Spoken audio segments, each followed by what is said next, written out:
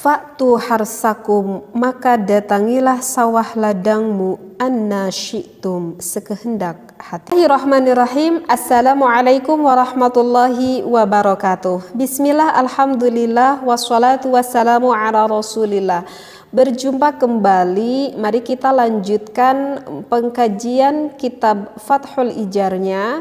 Mudah-mudahan kita semua berada di dalam rahmatnya Allah. Amin ya Allah ya rabbal alamin. Di dalam Fathul Izar ini pada halaman kelima ada ayat Al-Quran. A'udzu billahi minasyaitonir rajim. Nisa'ukum harthul lakum. Istrimu adalah sawah ladang bagimu. Fa'tu harthakum, maka datangilah sawah ladangmu, anna syi'tum, sekehendak hatimu. Waqaddimu li anfusikum, dan dahulukanlah untuk dirimu.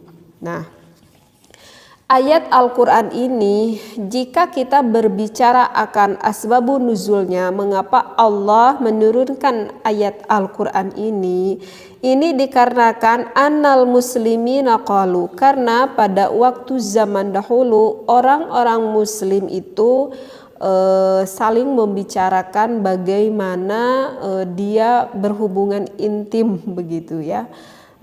Lebih spesifik ke bagaimana pose-posenya ataupun bagaimana cara-caranya dia melakukan berhubungan intim gitu. Maka orang-orang muslim ada yang berkata, oh kalau saya tuh suka dengan posisi berdiri, misalkan saya suka seperti yang jongkok mungkin gitu ya. Kalau saya suka terlentang dan ya dengan berbagai yang dia senangi begitu. Nah, sehingga karena banyak orang muslim yang bercerita tentang bagaimana berhubungan intim, dan terdengarlah oleh kaum Yahudi pada waktu zaman itu. Nah, sehingga orang Yahudi itu berkata kepada kaum muslimin, wahai kaum muslimin, kamu itu berhubungan intim dengan gaya beginilah, begitulah, itu gak ada bedanya. Kamu berhubungan intim sama seperti kamu berhubungan seekor hewan begitu. Nah, orang Yahudi itu berkata seperti itu loh kepada kaum muslimin. Nah, kata orang Yahudi bahkan di sini dikatakan lakina na'tihina ala hayatin wahidatin, bahwa bagi kami, bagi golongan kaum Yahudi itu bersenggama ataupun berjima itu hanya menggunakan satu cara saja. Bahkan orang Yahudi berpendapat ini mengatakan bahwa referensinya ini langsung ada di dalam kitab Tauratnya begitu, dan Tuhannya yang telah berfirman, kata orang Yahudi pada waktu zaman itu. Nah, oleh karena itu sehingga hati-hati kaum muslimin pada waktu itu merasa benar enggak ya, mungkin ada timbul pertanyaan lah seperti itu, sehingga Allah menurunkan ayat Al-Quran. Fa'akdaballahu ta'ala liyahuda, maka Allah mendustakan apa yang telah dikatakan oleh orang Yahudi tersebut, sehingga ya turunlah ayat Al-Quran ini. Nisa'ukum harthul lakum fa'tu harthakum anna syi'tum wa qaddimu li anfusikum. Kata Allah, wahai para suami, istrimu ya sawahmu, ya ladangmu, maka kalau kamu ingin mendatanginya silahkan. Kamu mendatanginya dengan senang hati, dengan cara apapun, dengan gaya apapun, tidak ada larangan dari Allah. Nah, sehingga dari ayat Al-Quran ini menunjukkan bagi seorang yang artinya bagi pasangan suami istri, jika suaminya merasa senang, jika istrinya merasa senang melakukan pose yang dia inginkan gitu ya, silahkan saja gitu, tidak ada larangan dari Allah. Hanya ada 3 larangan ketika kita berhubungan intim antara suami dengan istri, itu hanya ada 3 larangan di dalam Islam. Yang pertama itu adalah tidak boleh seorang suami memasukkan penisnya ke dalam vagina istrinya itu berada di dalam keadaan haid istrinya, ya. ketika istrinya mengeluarkan darah, maka itu tidak boleh menggauli istrinya, kecuali jika istrinya mengeluarkan darah tetapi bukan haid darahnya, tetapi darahnya itu adalah darah istihadah gitu. Kalau mengeluarkan darah istihadah walaupun suaminya memasukkan penis ke dalam lubang vagina istrinya, itu tidak apa-apa ya. Jadi sekali lagi yang diharamkan itu adalah ketika istrinya berada di dalam keadaan haid ataupun darahnya itu sudah berhenti, artinya udah enggak keluar lagi, tetapi istrinya itu belum mandi besar. Nah, bagi para suami jangan buru-buru langsung begitu ya, suruh dulu istrinya harus mandi besar dulu, gak boleh itu kalau belum mandi besar. Keduanya yang diharamkan oleh agama itu adalah suami memasukkan penisnya itu ke dalam lubang dubur istrinya ataupun ke lubang belakangnya ya, kayak yang sodomi gitu. Nah, itu tidak boleh. Itu juga sama hal yang diharamkan oleh agama. Yang ketiga yang dilarang oleh agama itu adalah bagi seorang suami yang kaya. Kayak apa? Yang kaya karena banyak istrinya. Jadi yang ketiga itu adalah bagi seorang suami yang berpoligami, yang punya istrinya lebih dari satu alias punya dua, mau tiga, mau empat. Maka dilarang bagi yang berpoligami melakukan bersenggamanya itu berbarengan gitu ya. Jadi di waktu yang sama, di tempat yang sama, berbarengan gitu dengan istri-istri mudanya. Nah, itu gak boleh, itu diharamkan karena enggak ada adab tata kramanya seperti itu ya. Itulah yang dilarang oleh agama. Jadi selain dari itu apakah boleh? Selain daripada itu di sini juga dikatakan fa'tu harthakum anna syi'tum. Itu hukumnya boleh menggunakan berbagai cara, misalkan mau gaya spawning misalkan. Apa itu spawning? Spawning itu jadi berpelukan gitu dari belakang gitu. Jadi suaminya itu berada di dalam posisi terlentang gitu ya, dan istrinya pun sama berada di dalam posisi terlentang, dan istrinya itu berada di atas suaminya gitu. Jadi istrinya gak nengkurap tapi istrinya itu terlentang, suaminya pun sama terlentang tapi istrinya yang di atas begitu. Nah, itu dikatakan dengan gaya spawning. Boleh dengan gaya seperti itu, kalau dua-duanya suka ya boleh-boleh aja gitu.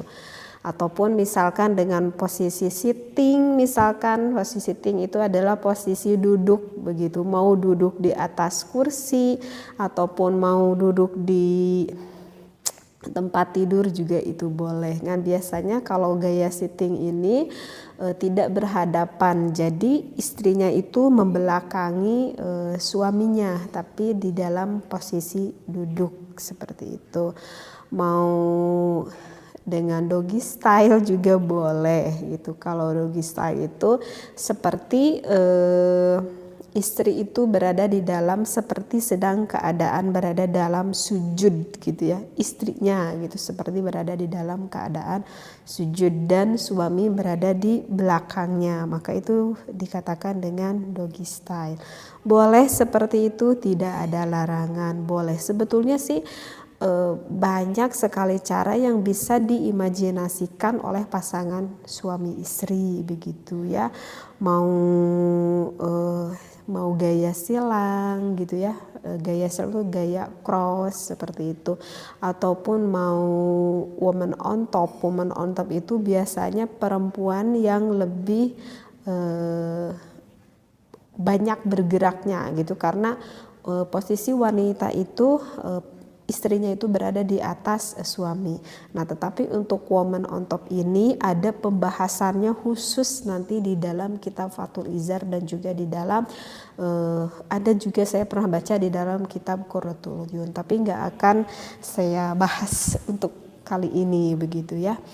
Jadi itulah inti yang saya bacakan ayat ini ya, fa'tu harsakum anna syi'tum itu. Jadi Kita nggak perlu ham-ham lagi bagi seorang muslim mau dengan cara apapun, mau sitting, mau doggy style gitu ya. Jika suami istrinya merasa senang melakukan hal itu ya silahkan, tidak ada larangan di dalam agama Islam. Hanya saja yang mungkin yang perlu diperhatikan bagi pasangan suami istri itu adalah tidak boleh dengan rasa keterpaksaan. Artinya misalkan gini nih ya, saya kasih contoh. Misalkan pada ketika seorang suami istri itu sedang bersenggama gitu ya, sedang berhubungan intim, misalkan secara otomatis itu suaminya itu kebayang, oh ke istrinya meminta ingin dengan gaya baru, misalkan, Neng saya pengen coba dong kayak orang lain gitu, pengen gaya doggy style, misalkan suaminya itu minta gitu ke istrinya, sedangkan belum pernah gitu melakukan gaya seperti itu. Suaminya meminta misalkan kepada istrinya gitu ya, ujuk-ujuk minta aja gitu. Nah, ketika mau mencoba, tetapi kok istrinya merasa, karena mungkin belum pernah coba juga, kok istrinya merasa kelihatan gak nyaman gitu, dan istrinya merasa seperti yang kesakitan misalkan karena memang belum pernah nyoba dengan gaya seperti itu. Nah, jika seorang suaminya tuh melihat ada gerak ataupun ada gelagat istrinya yang merasa gak nyaman, itu udah gak boleh diteruskan seperti itu gitu. Jadi bagi suami jangan sampai egois gitu, yang ingin merasa senang sendiri, yang ingin hasratnya terpuaskan enaknya sendiri, itu nggak boleh gitu.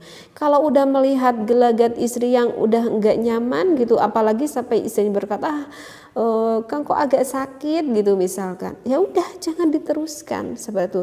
Karena kalau misalkan diteruskan secara keterpaksaan, nantinya ujung-ujungnya bukan suatu kenikmatan ataupun keindahan di dalam berhubungan intim tersebut, seperti itu. Nah, tetapi bukan berarti tidak didiskusikan. Apakah harus kita mendiskusikan seorang suami istri maaf yang lebih membahas tentang berhubungan gitu ya, artinya ya berjima gitu ya, harus, apapun itu harus dikomunikasikan dengan baik gitu ya. Jika misalkan udah selesai begitu ya, maka komunikasikanlah gitu. Misalkan kapan-kapan kita coba lagi yuk gaya gitu, aku penasaran, misalkan kata suaminya gitu kan. Atau mungkin saja ada seorang istri yang merasa jenuh dan bosan yang ingin merubah gayanya, mungkin saja ada keinginan itu ada di istrinya. Maka bagi seorang istri juga nggak perlu malu gitu untuk membicarakan hal seperti ini. Toh suami udah jadi milik kita dan kita udah jadi milik suami, jadi nggak perlu ada hal yang dimalukan walaupun berbicara tentang hal ini begitu. Nah, maka komunikasikanlah dengan baik, komunikasikan dengan penuh kasih sayang.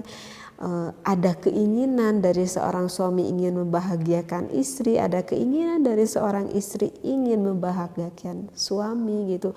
Walaupun awalnya tadi istrinya merasa gak nyaman, jika dikomunikasikan dengan baik, insya Allah maka akan ada jalannya. Jalannya bagaimana? Ya jalannya dengan komunikasi itu, dengan komunikasi yang baik itu, maka nanti pasti akan ada solusinya gitu ya. Kalau dibicarakan baik-baik ya bisa lah gitu nanti juga gitu, dengan berbagai cara agar tidak menjenuhkan dan membosankan. Apakah itu diperbolehkan di dalam agama? Sudah jelaskan tadi ayat Al-Qur'annya, diperbolehkan gitu ya. Jadi sekali lagi, bagi seorang istri gak boleh egois, bagi seorang suami juga sama gak boleh egois. Jadi jangan mau senang sendiri, tetapi harus senang bersama-sama. Mudah-mudahan apa yang saya sampaikan keterangannya ini ada di dalam kitab Fathul Izar, bahkan langsung ayat Al-Quran. Mudah-mudahan bisa difahami dan besar manfaat, lebih khusus bagi pasangan suami istri. Wallahu a'lam wabillahi taufiq wal hidayah. Wassalamualaikum warahmatullahi wabarakatuh.